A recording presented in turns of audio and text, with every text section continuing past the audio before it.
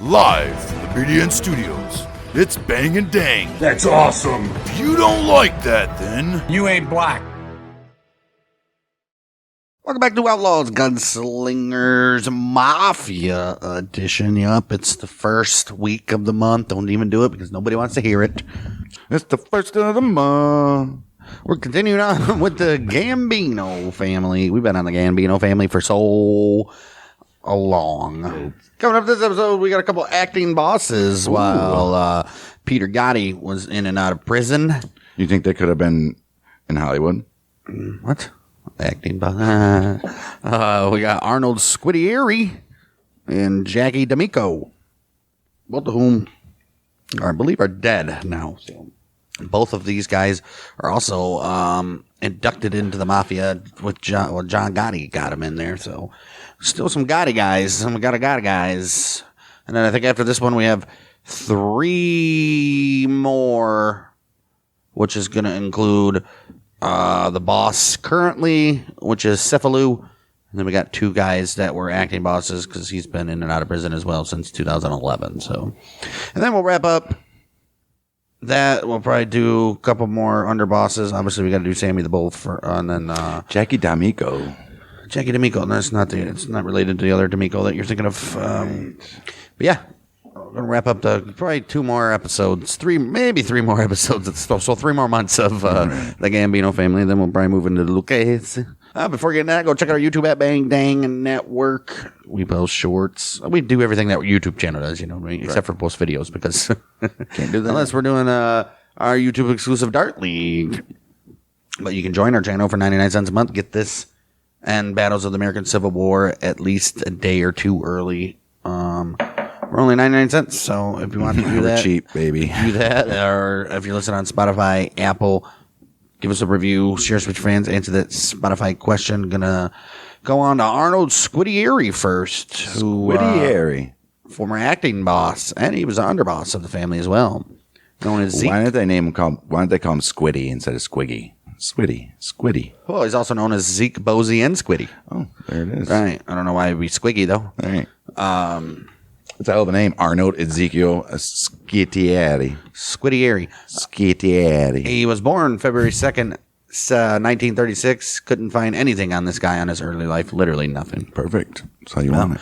In the 1960s and 70s, his turf was East Harlem, where the Lucchese and Genovese mobs held control of the Asian heroin trade through muscle men. Meanwhile, he lived in a comfortable white brick house on a leafy street in Inglewood Cliffs and sent his children to Catholic schools. Well, good for him. August 18th, 1970, Squitieri shot garment cutter Desiderio Caban 5 times on a street in East Harlem. Uh-oh. 2 NYPD officers heard the shots. They chased Squiddy by car for 6 blocks until Squiddy finally stopped. Getting out of his car, he approached the officers and he told them, "Don't worry about it. He's only shot in the arm. Let me go." Like in Boston. All right. Boston. Get back in the car. You only got shot in the arm. Got shot in the arm in the park. Don't worry about it, he says. He's only shot in the arm. Let me go. The boys will take care of you. A week later, mobster Alphonse Siska met with one of the officers and offered $5,000 bribe to the policeman. Oh.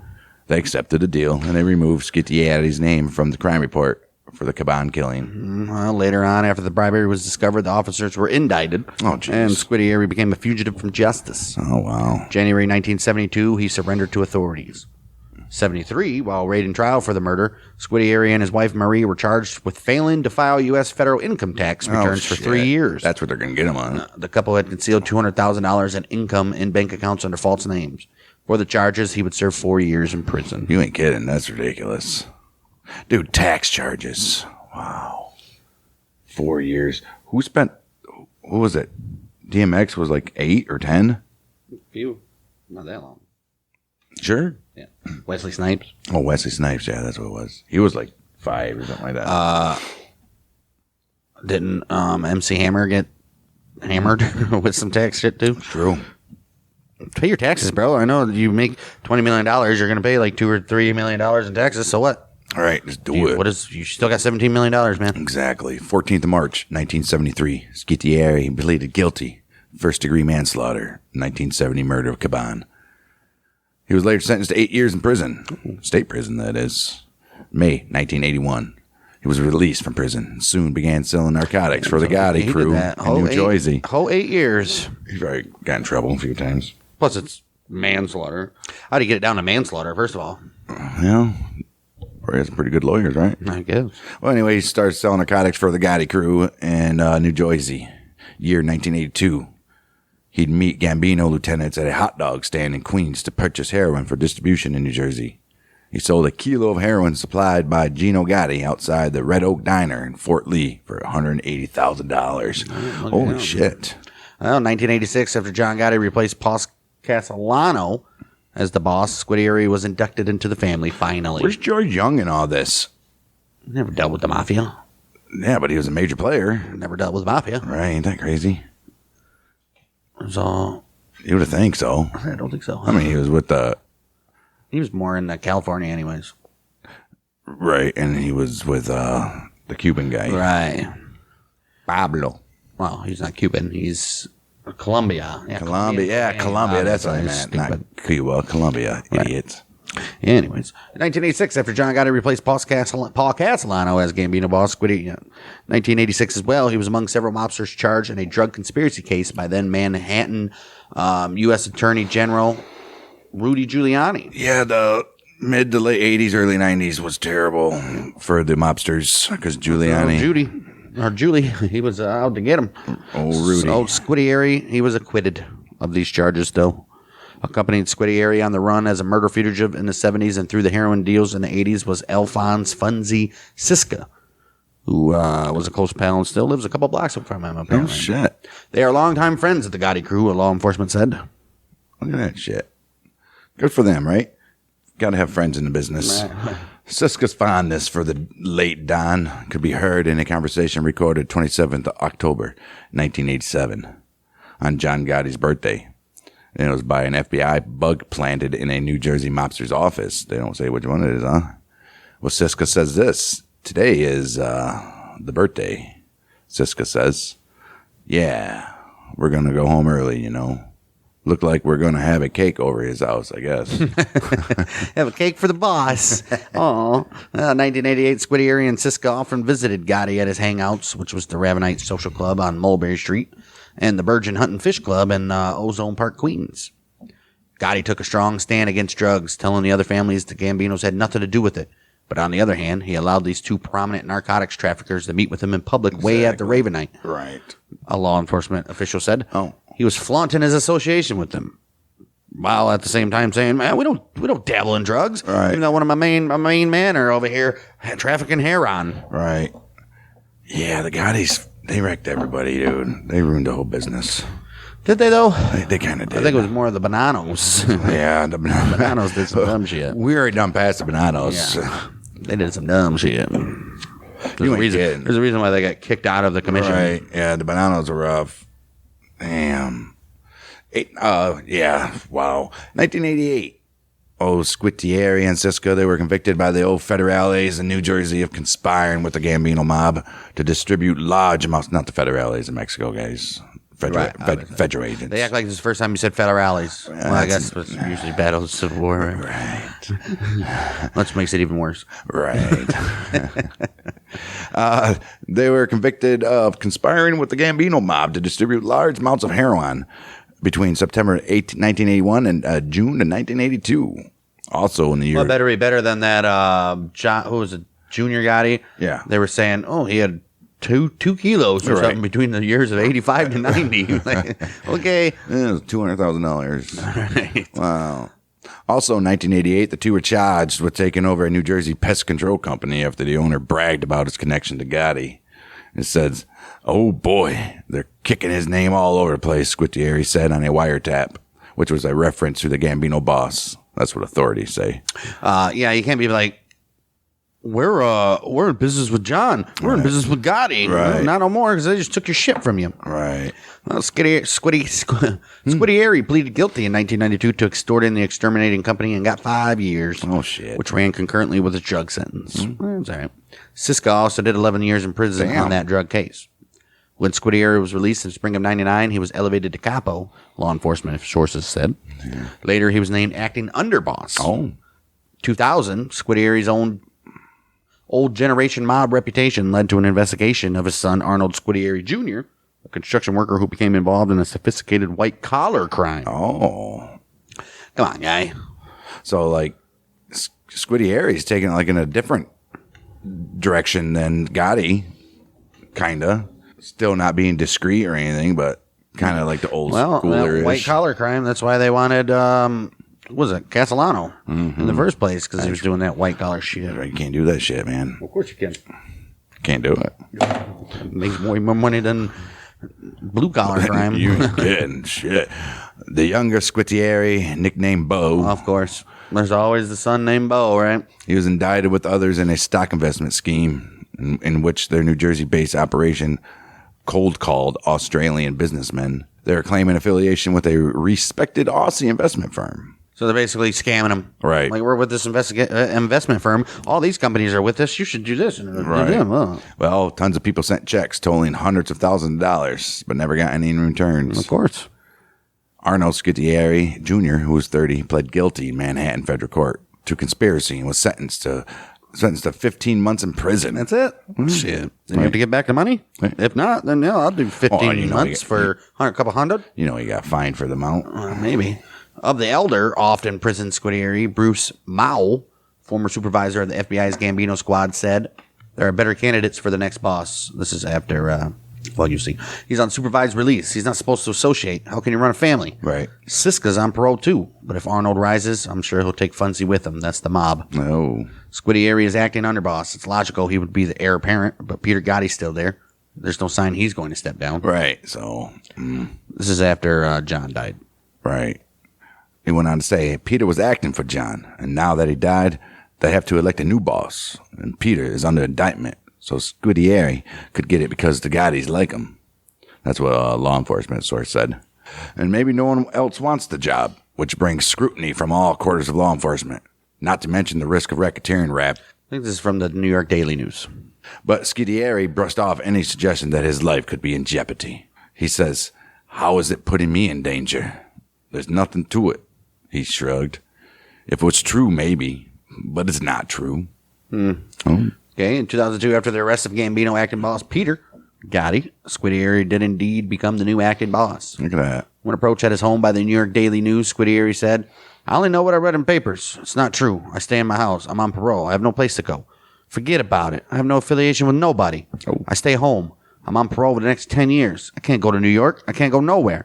I just stay here in New Jersey. Oh. Yeah, of course. Of course he would. What is he going to tell you? Yep, I'm the new acting boss of the Gambino family. You know, I'm going to try to change things. This past regime, they just keep their damn nose out of the damn papers. All right.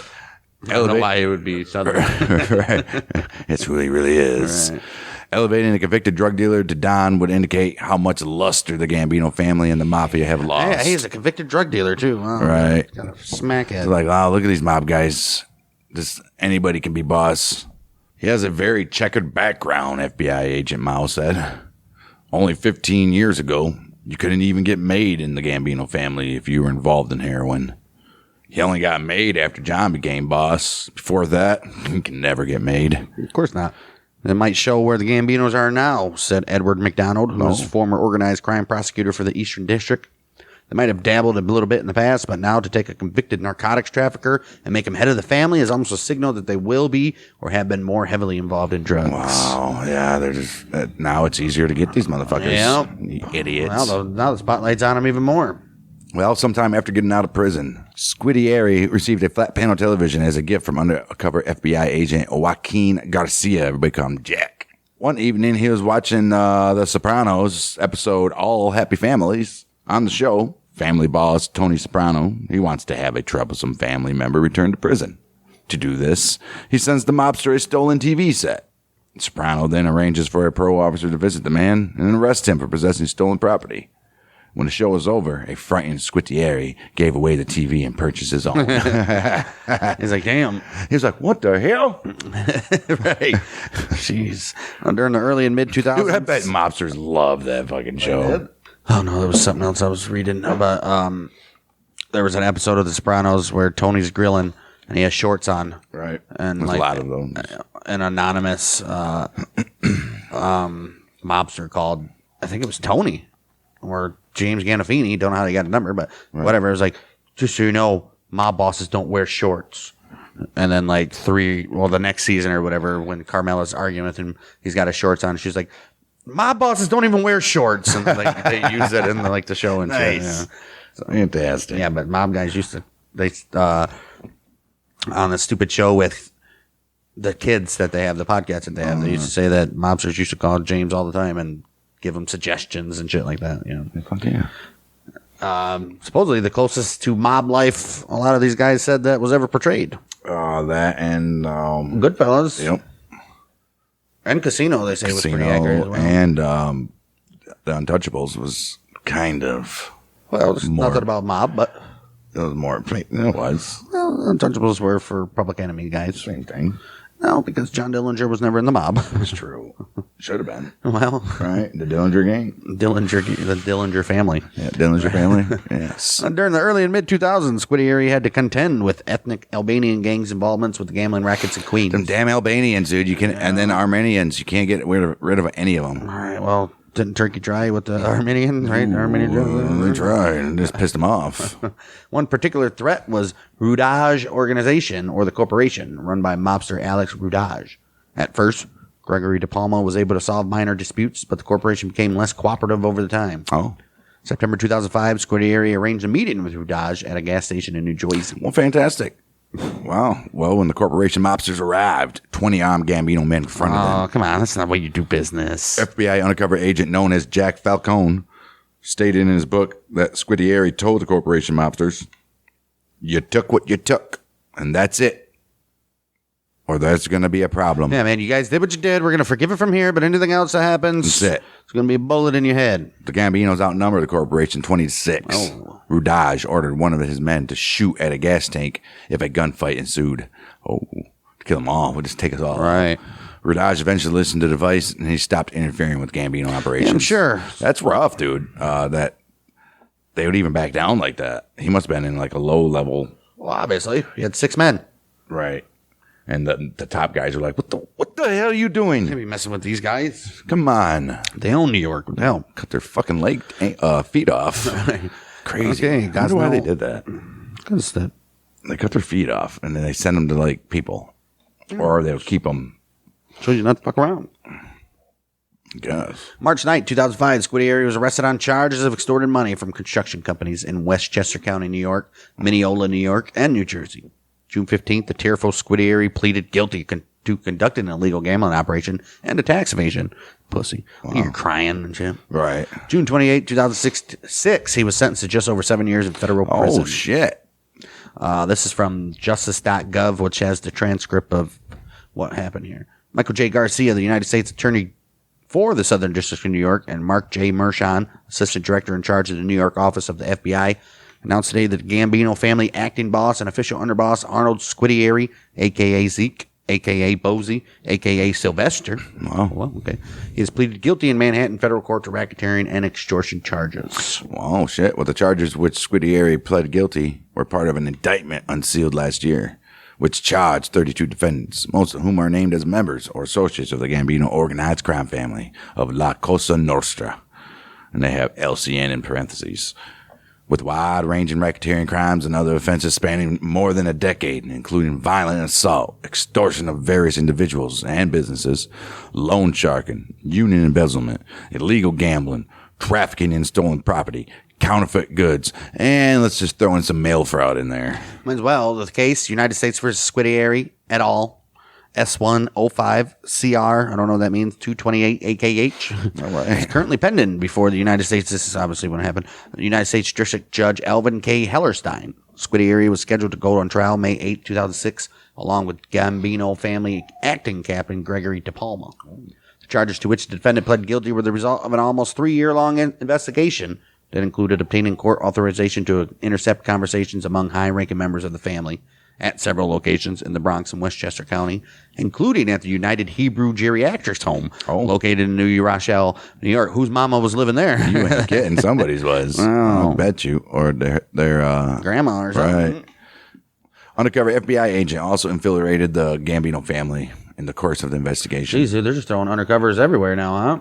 As set forth in the indictment, Squitieri was made underboss of the Gambino family by John J. Gotti, the former boss of the family, shortly after he was released from jail following narcotics conviction. The indictment further alleged that Squitieri was promoted to acting boss after Peter Gotti's 2002 arrest on racketeering charges. Squitieri's plea took place this afternoon before United States Magistrate Judge Michael Dollinger.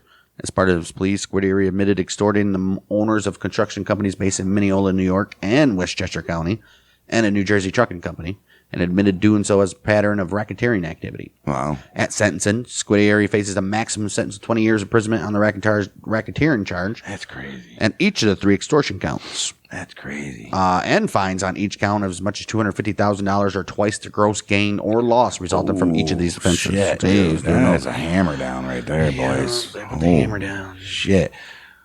Well, Squitty also agreed to forfeit $100,000 to the United States government. That's it.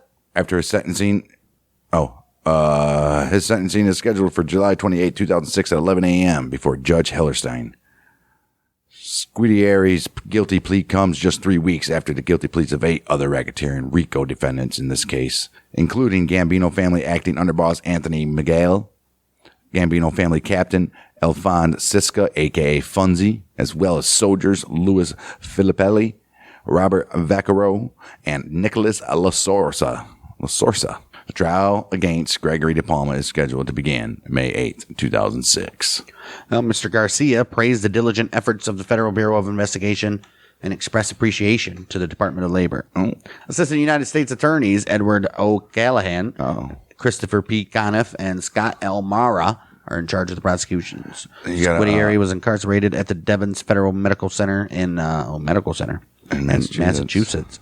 He was released from prison December 7th, 2012. Fantastic. Squitieri did indeed die eventually, though, January 27, 2022, at age 85. Tragically of COVID. And who knows if he was in the life his last 10 years, which I'm sure he was. Damn, he was, how old? 85? Yeah. Beautiful. Yeah. Worked out well for him, huh? Look at that guy. Nothing interesting there, though. Not at all.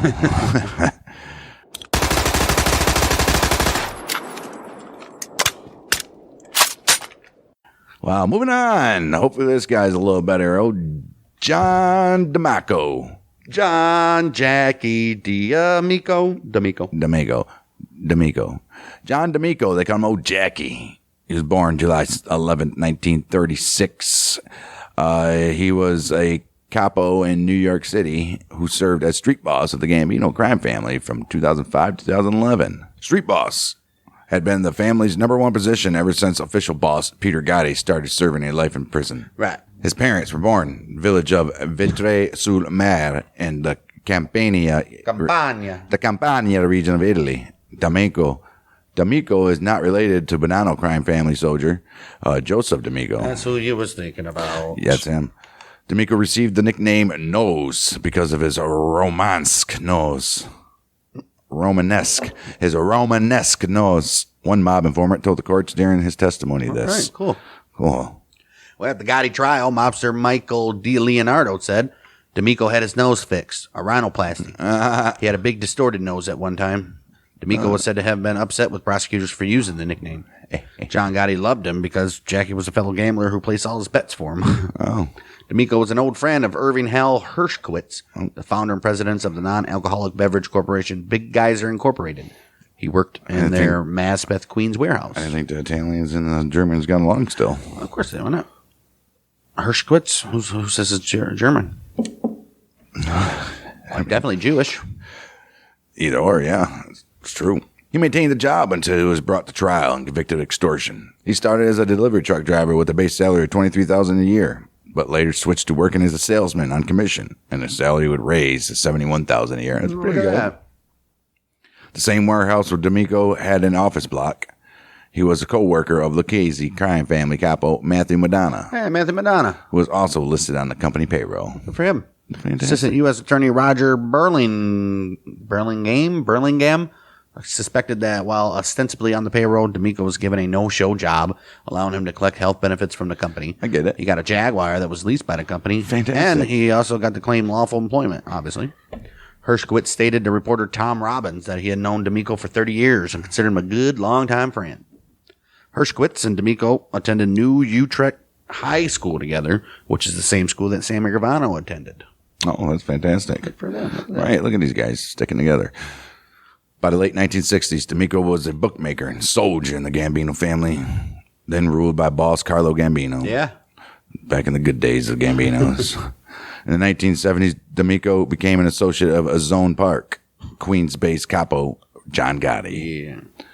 1976, D'Amico began operating loan sharking, illegal gambling, extortion, and labor racketeering activities in Brooklyn and in Queens, and also the Bronx. All right, everywhere. Right. After Gambino died in 1976, his brother-in-law, Paul Castellano, became the new boss, as we all know. During the late 1970s, D'Amico was promoted to capo in the Brooklyn faction. Fantastic. With income from loan sharking, extortion, and illegal gambling operations, he gained much respect within the family. Like, look at this guy getting all this illegal money. You're cool. December 16th, 1985, Castellano and his underboss, Thomas Bellotti. Oh, Bellotti. Did we do him? He's the driver for Castellano. Right. They were gunned down outside the Sparks Steakhouse in Manhattan. Right. Gotti, who had orchestrated their assassination, now became the Gambino boss. Oh. D'Amico became one of Gotti's closest associates. 1992, we know Gotti was convicted, sentenced to life. When John Gotti went to prison, he created a ruling panel or administration to supervise the family. At least tried to do something, right? Wow. This panel included D'Amico, Gotti's son, John Jr., as acting boss, Peter Gotti, and Joseph Arcuri. The four men would meet to discuss business at Hawaiian Moonlighters Club, the new Gambino headquarters in Little Italy. All right. After accounts state that Nicholas Corazzo. Yeah. Corazzo. We'll get to him. I think he's an acting boss for Cephalou coming up. Other accounts state that Nicholas Corazzo and not Arcuri was on the panel. After federal law enforcement began focusing on Junior Gotti, John Gotti allegedly designated him as the new acting boss. Nice. 1998, D'Amico was charged with racketeering and loan sharking, because, of course, why not? January 1999, he pleaded guilty to a single count of operating an illegal gambling operation in Connecticut, whose profits went to Junior. Oh, shit. July 8, 1999, D'Amico was sentenced to 20 months. September 2001, D'Amico was released. According to federal authorities, D'Amico became the Gambino acting boss in 2003. Oh, shit. However, with the 2006 release of Nicholas Corazzo, a report stated that both him and Corazzo were running the family. I can see that. With Arnold Squitieri as underboss and Joseph Jojo Corazzo as concierge. I can see that. Right? 7th of February, 2008, D'Amico was arrested again along with more than other. Yeah. 7th of February, 2008, D'Amico was arrested again with more than 60 affiliates of the Gambino family after Operation Old Bridge picked up an informant named Joseph Villaro. Oh, Villaro. The operation went on to terminate the drug trafficking between the Gambino crime family in New York and their connections in Sicily. Yeah, I bet. Sicily's like, hey, what are you doing? Right. While D'Amico was placed at the Metropolitan Detention Center in Brooklyn, Corazzo became a fugitive. He said, I'm out. 14th of March, 2008, D'Amico was released on bail from the Metropolitan Detention Center in Brooklyn. New York. Well, that's where Brooklyn is. There's other Brooklyns, I'm sure. Michigan. Right. See, stupid. Following the indictments. I think the one in Michigan has two ends. No, it doesn't. No. I don't know. Following the indictments from Operation Old Bridge, D'Amico was still on trial regarding multiple counts of racketeering. May 2008, D'Amico pleaded guilty to extorting a cement company out of $100,000 and was sentenced August 18, 2008 to 2 years at the MCC, Metropolitan Correctional Center. Oh, no shit. D'Amico had been scheduled for release from prison on November 3rd, 2009. Oh, what did he do? However, in February 2009, the imprisoned D'Amico was charged with arranging the 1989 Weiss murder. That old, you think you're going to get out and we're going to charge you with something else. And they kept him in prison. No shit. August 5th, 2010, D'Amico pleaded guilty to conspiring to assault Frederick Weiss with a dangerous weapon instead. Right. Which we're going to have a rundown of what actually happened from the New York Post. That's what the New York Post posted in 2008, right? No, this would be 2006. 2006, yes. 9. Right. The reputed boss of the Gambino crime family, plea bargain to an assault charge today in an alleged 1989 murder plot against a suspect informant. John Jackie the Nose D'Amico faces a maximum 3 years in the slammer for conspiring to commit an assault against Frederick Weiss with a dangerous weapon so as to prevent Weiss from cooperating against the Gambino family as a potential witness. According to papers filed in Manhattan Federal Court, D'Amico allowed co-defendant Joseph Watts, a reputed high-ranking Gambino associate, to recruit members of his crew for a planned hit on Weiss, a private sanitation exec who had run afoul of the late mob boss John Gotti. Can't be running afoul. Nope. But Watts' plan did not come off, and authorities believe that Weiss was instead murdered by members of the New Jersey's DeCavalcante crime family as a favor to the Dapper Don. Really? D'Amico, 74, had faced life in prison and forfeiture of $4 million under a wide-ranging racketeering indictment handed up last year. Ooh. Source close to the defense suggested that the feds cut the grand gangster a big break because the case against him was very, very weak. I bet. And D'Amico, who has been described as a degenerate gambler, probably doesn't have two nickels to rub together. Oh. A spokeswoman for the Manhattan U.S. Attorney's Office declined to comment. Oh, I bet she did. D'Amico was indeed incarcerated at the Metropolitan Correctional Center, New York, released June 15th, 2012. And just like his old buddy that we just covered, well, he dies a year later, or a year later, just a couple months ago, died December 27th, 2023, age of 87. Got to have one last Christmas. Look at this guy. Look at him. Yeah, there's nothing doing with these later. That's why I almost hate getting to this later part of the families because there's no damn information, and they're not like nobody's covering these guys like they were in the 80s and 60s and shit. Obviously, Right. There's gonna be like nothing there besides what you can pull up from the fucking New York Daily News. Yeah, well, or if they are, all they do is do one thing and they're already busted for it. Right. Yeah. Well, with that, next episode, we'll be rounding out the actual bosses of this damn family with, we'll cover the current boss, who is Domenico Italian Dom Cephalou, plus a acting boss, Frank Cali, who was acting from 2015 to 19, who was murdered in March 2019, so that might be interesting. Oh, is he the one that... Yeah. He was outside the thing. This is the one that... It was outside, wasn't it? Yeah, this is the one where they shot him. He ran and died by the river, I believe. Some shit. Or being shot in front of his home. Oh, Yeah. there's one in front of his home. Yeah, Right. on Hilltop Terrace. Yeah, I remember that one in the news. Yeah, so that's actually going to be a decent story from him. Crazy. Yeah, we'll have him, and then the other acting boss who's still acting, because I guess Siplu's in prison or something. Lorenzo Menino. Either or, we'll be back next month for that. In the meantime, like I said, YouTube at Bang Dang Network. Give us a subscription. Check us out. And if you listen to Apple or Spotify, give us a review, share us with your friends, answer the Spotify question. We'll be back next week. Well, Mr. Andrew. Bang Dang.